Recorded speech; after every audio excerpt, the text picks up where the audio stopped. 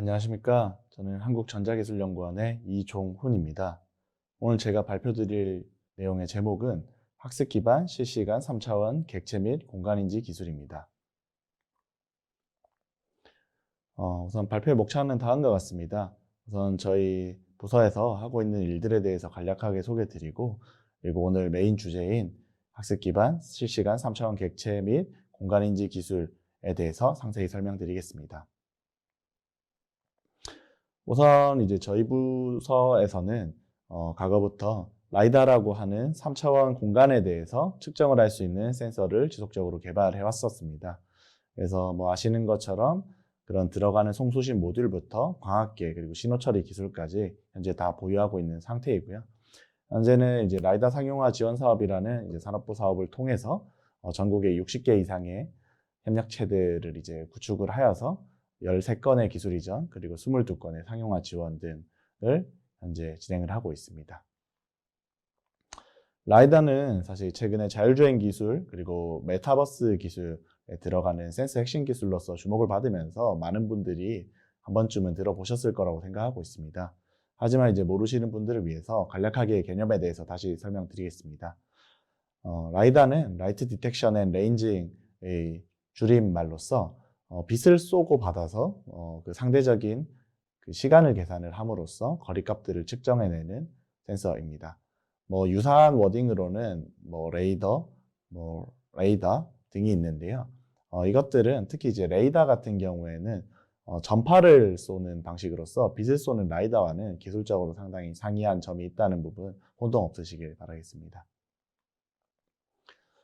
앞서 말씀드린 것처럼 라이다는 이제 과거에는 산업계에서만 주로 사용이 됐었습니다. 뭐 로봇이라든지 어떤 그런 부분에서만 많이 사용이 됐었는데 최근에는 자율주행 그리고 뭐 드론 그리고 뭐 AR, VR의 이제 확장 버전인 메타버스 그리고 이제 다른 스마트 시티라든지 스마트 공장에까지 넓은 이제 응용 범위들을 가지고 있습니다. 그래서 이제 저희 센터에서도 이런 기술들을 다 커버하고 있는데 사실 3차원 데이터를 측정하는 것들은 라이다뿐만 아니고 이미지 기반으로도 할 수 있고 프로젝터와 같은 보조광을 이용하는 스캐닝 방식도 있고 뭐 뎁스 카메라라고 저희가 소위 부르고 있는 모바일에 들어가는 TOF 적외선 기반의 센서들도 있고 이제 저희가 주로 하고 있는 라이다도 있는데 저희 센터에서는 이런 기술들을 다 두루두루 하면서 3차원 데이터에 대한 물리적인 값을 측정하고 해석하는 기술들을 개발하고 있습니다. 이런 하드웨어 기술과 더불어서 소프트웨어 쪽에서는 이렇게 이제 측정된 데이터들을 이제 딥러닝 기반의 인공지능 학습 기법들을 이용을 해서 객체들을 인지하거나 공간에 대한 정보를 추출하는 연구들을 수행하고 있습니다. 이어서 오늘 메인 주제인 학습 기반 실시간 3차원 객체 인지 및 공간 인지 기술에 대해서 발표드리겠습니다. 그런 이제 학습 기술, 그리고 딥러닝, 뭐 3차원 객체 인지, 공간 인지에 앞서서 3D 데이터의 성질에 대해서 우선 좀 알아갈 필요가 있습니다. 3D 데이터는 기존의 이제 2D 이미지 데이터와 비교가 많이 되는데, 이제 가장 큰 특징이라고 할 수 있는 것들이 실제 이제 공간의 물리적인 정보, 저희가 이제 가장 익숙한 3차원 좌표계, 카테시안 이제 좌표계라고 하는 좌표계를 그대로 이제 표방하고 있고요. 그리고 이제 캐노니컬하다는 특징이 있는데 여기서 캐노니컬하다는 것들은 다양한 형태의 센서에서 이제 측정이 될 수 있을 뿐만 아니고 이게 또 다양한 형태로 레프리젠테이션 될 수 있습니다. 어떤 XYZ 값을 그대로 로 데이터로 가지는 포인트 클라우드 형태로 있을 수도 있고요. 혹은 이것들의 연결성까지 이제 고려가 된 메시 형태. 그리고 이것들을 특정 공간에서 볼륨 형태로 뭐 1cm by 1cm, 1m by 1m 이런 식으로 이제 볼륨을 레귤레이션 해서 이제 표현하는 복세 방식들도 있을 수 있고 혹은 뭐 뎁스맵이나 뭐 버드아이 뷰 같이 어떤 2D 형태로 프로젝션돼서 특정 코디네이트에서 볼 수 있는 형태로도 서로 이제 저장과 표현이 가능합니다. 하지만 이제 이런 특징들에 따라서 뭐 몇 가지 이제 딥러닝이라든지 어떤 데이터 처리 기법들을 적용하는 데 챌린지한 부분들이 있는데요. 첫 번째가 네이버후드를 정의하기 어렵다는 부분입니다. 이게 어떤 말이냐 조금 헷갈리실 수 있을 것 같은데 데이터는 분명히 측정되는 속도는 있습니다. 근데 이제 저 아래 보이시는 스탠퍼드 버니 3D 모델에 대한 그림을 보시면 측정되는 순서에 따라서는 어떤 저 토끼의 귀 끝에 있는 점과 토끼의 등 뒤에 있는 점이 사실 연속적으로 순서대로 측정이 될 수 있습니다. 하지만 실제로는 이제 아주 거리가 먼 곳에 위치한 이제 데이터가 될 수 있는 것이죠. 이미지는 사실 어떤 그리드 형태 그리고 이제 그 CCD나 CMOS 센서의 형태에 따라서 어떤 인접성을 정의하기 쉽지만 3차원 데이터는 이러한 인접성을 정의하기 어렵다는 특징들이 있습니다. 그리고 이제 그 레티시하지 않다는 이제 장점이 있는데요. 이것들은 3차원 데이터를 측정하기 때문에 어떤 현실 공간의 이제 절대적인 스케일을 반영하게 됩니다. 그래서 그것들은 이제 사실은 이제 무한대의 어떤 표현이 가능한 것이죠, 이론적으로는. 근데 이것들을 연산을 하기 위해서는 어떤 최소 유닛을 정해주는 것들이 유리합니다. 뭐 밀리미터 단위로 할 것인지, 센티미터 단위로 할 것인지, 미터 단위로 할 것인지를 정해서 최소한의 그 하나의 복셀 스페이스 내에서 측정된 데이터는 같은 데이터로 혹은 뭔가 약간의 웨이트를 줘서 그런 이제 어떤 데이터 레프레젠테이션 방법들을 표현하는 것들이 딥러닝 모델에 적용하기 유리합니다.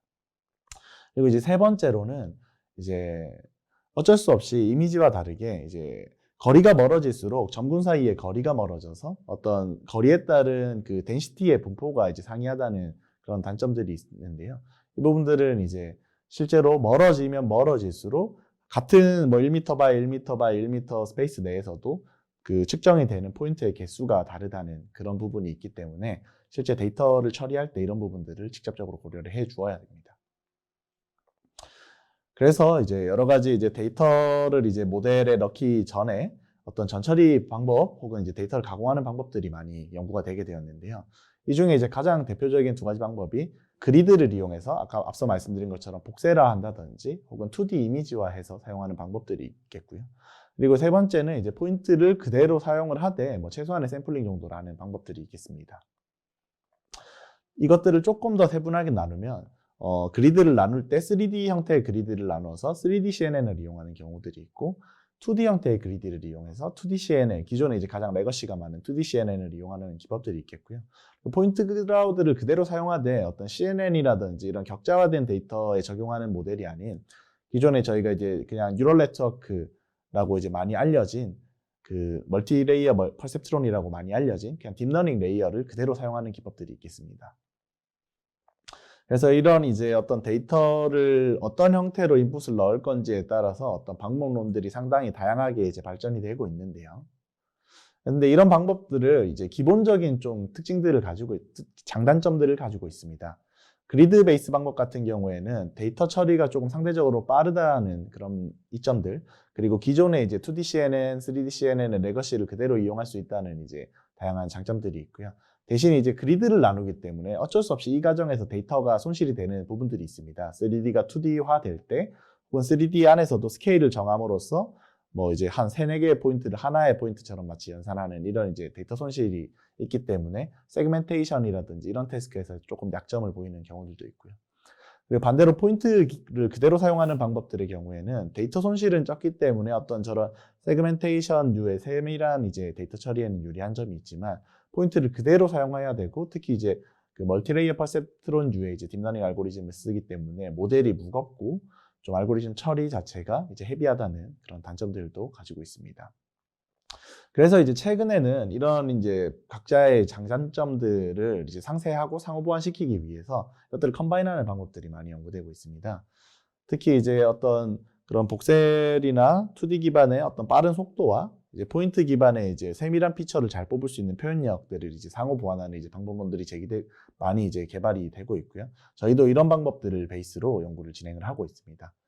그리고 이제 이뿐만 아니고 이제 이런 이제 다양한 이제 앞에 뭐 멀티레이어 퍼셉트론을 쓰든 2D, 3D CNN을 쓰든 이제 결국 이제 객체들을 인지하게 되면 이 객체 간에 서로 간에 또 상호 보완 이슈들이 있는데요. 뭐 예를 들면 3D 포인트 클라우드 같은 경우에는 가림도 많이 생기고 어떤 되게 전체 글로벌 컨텍스트에서 뭐 예를 들면 도로 한복판에 배가 있다든지 이런 건 되게 어색한 케이스가 될 수 있겠죠.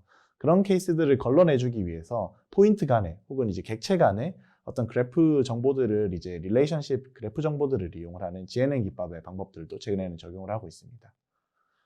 그리고 이제 원래 언어 해석을 하는 이제 NLP 쪽에서 많이 나왔던 어텐션이라든지 트랜스포머 기반의 방법들을 이런 전체적인 이제 그 시인의 글로벌 컨텍스트를 해석하기 위해서 이제 사용이 되기도 하고요. 그리고 이제 앞서 말씀드린 것처럼 이제 트랜스포머 기반의 이제 방법들도 이제 표현력을 높이기 위해서 모델의 표현력을 높이기 위한 방법들로 사용이 되고 있습니다.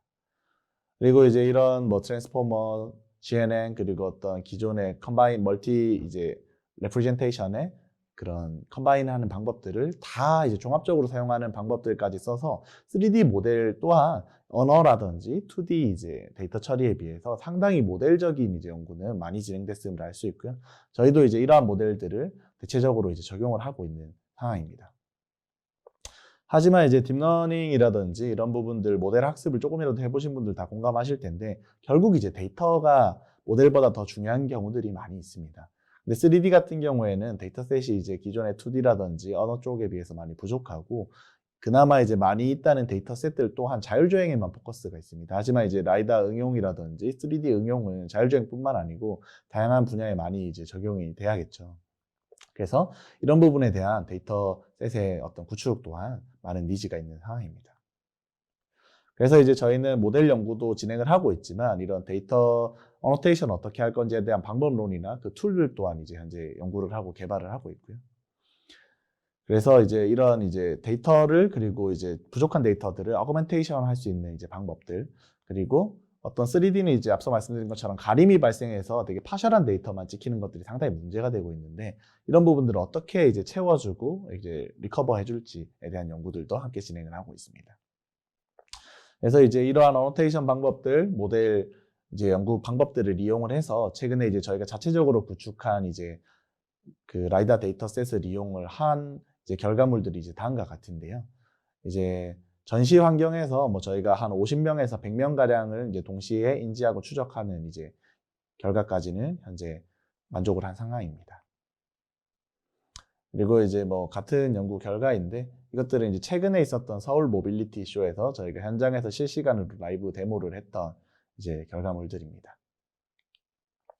그리고 이제 방금까지는 어떤 타겟 객체를 이제 인지하는 연구였다면 3D 연구 중에 가장 중요한 것 중에 또 하나가 매핑 쪽, 그러니까 공간 백그라운드 자체를 이제 얻어내는 그런 이제 기법들인데요. 기존에는 이런 로암이라든지 어떤 되게 룰 베이스의 이제 슬램 기법들을 많이 사용을 해왔었습니다. 하지만 이제 최근에는 학습 기법들을 이제 적용을 해서 이제 매핑을 할 때 가장 어려운 부분들이 백그라운드를 찾는 것들이 이제 연구가 많이 되었는데 이런 움직이는 객체들, 뭐 사람이라든지 자동차라든지 이런 것들이 매핑할 때 노이즈로 작용을 하게 됩니다. 그래서 이런 부분들을 딥러닝 기반으로 세그멘테이션을 해내서 전경과 배경을 분리해내고 이를 이제 매핑할 때 이제 정보로 활용을 함으로써 이제 슬램이라든지 다른 공간인지 매핑에 대해서 성능을 올리는 연구 또한 함께 진행을 하고 있습니다. 그래서 이제 지금까지는 모델 개발이라든지 어떤 데이터에 관련된 말씀을 드렸는데 연산 환경 또한 딥러닝에서는 가장 되게 어려운 부분 중에 하나입니다. 그래서 딥러닝 실제 적용할 때 이제 다음과 같은 여러 가지 어려움들이 있는데요. 이러한 것들이 이제 당연히 모델 설계 시부터 시스템 설계 시부터 이제 반영이 되어야 되고요. 특히 그래서 이제 저희는 하나의 해결책으로 가져온 게 이제 엣지 컴퓨팅입니다. 그래서 이런 엣지들을 이용을 함으로써 단순히 이제 서버에서 하는 것보다 훨씬 더 경량화되고 빠르게 이제 데이터를 처리할 수 있는 방법들을 개발을 하고 있는데요. 과거에는 이제 엣지라고 하면 어떤 인베디드, 뭐 순수한 뭐 IoT 이런 개념들만 적용이 됐다면 지금은 뭐 엣지 디바이스 그리고 어떤 엣지 인텔리전스 그리고 클라우드까지 연동되는 폭넓은 범위에서 확장되어 있습니다. 그래서 이제 단순히 딥러닝을 이제 서버나 클라우드 환경뿐만 아니고 인베디드 엣지 환경, 그리고 모바일 환경, 그리고 이런 것들이 이제 복합적으로 적용된 하이브리드 환경까지 현재 저희는 연구를 진행을 하고 있습니다. 그래서 어떤 원 디바이스에서 했을 때는 이런 뭐 프루닝이라든지 뭐 컨타이제이션 그리고 이제 데이터를 순수하게 모델 자체 아키텍처를 줄이는 연구들이 많이 진행이 되었다면 저희는 이런 것들을 컴바인해서 어떻게 디바이스를 나눠서 학습을 하고 데이터를 수집을 하고 처리할지에 대한 연구까지 현재 진행을 하고 있습니다. 그래서 이제 마지막으로 좀 결과 및 이제 응용 부분인데요. 저희는 현재 이제 SK텔레콤이라든지 이제 다양한 회사들과 스마트 시티 분야의 이런 기술들을 적용을 하고 있고요.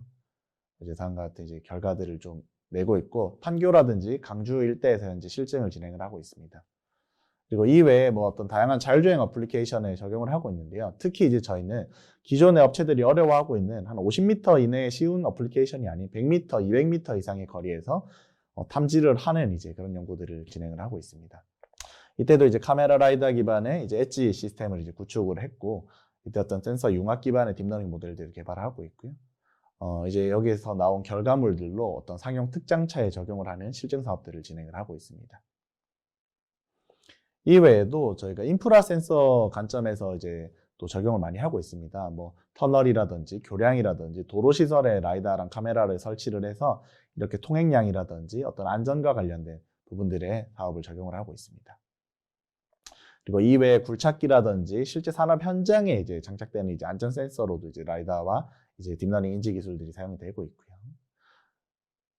예, 뭐 이렇게 위험한 곳에 들어오면은 위험 알림을 줘서 어떤 사고를 방지하는 그런 시스템들을 개발하고 있고, 최근에는 이제 도로에 아까 뭐 어떤 교통량뿐만 아니고 사람을 간지해서 어린이 보호구역이라든지 이런 데 이제 적용하는 사업들까지도 현재 진행을 하고 있습니다.